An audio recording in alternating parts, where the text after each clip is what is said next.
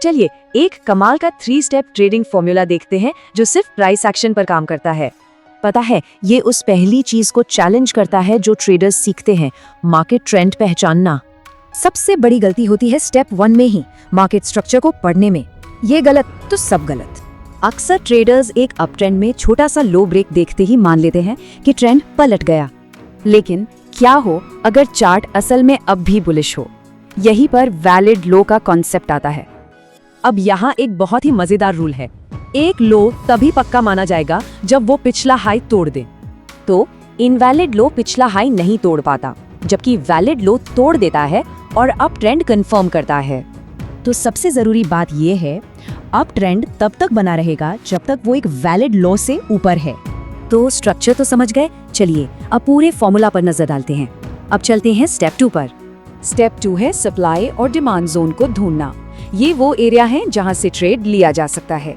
Up trend में demand zone से bye करने के मौके ढूंढते हैं और डाउन ट्रेंड में सप्लाई जोन से सेल के। इन जोन्स को ढूंढने का तरीका, किसी बड़े मूव से ठीक पहले के साइडवेज एक्शन पर नजर रखें।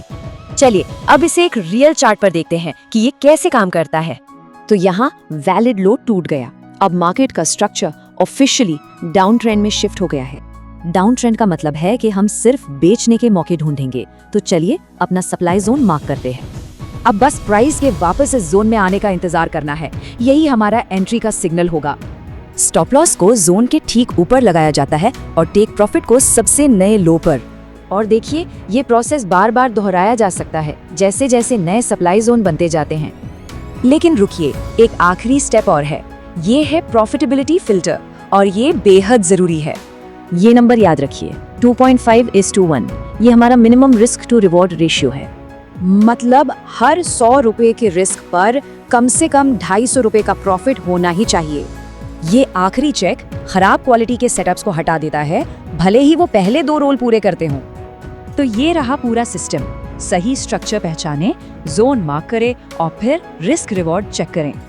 तो सवाल ये उठता है, क्या लगातार प्रॉफिटेबल ट्रेडिंग का असली राज एक अनुशासित, नियम आधारित प्रोसेस ही है?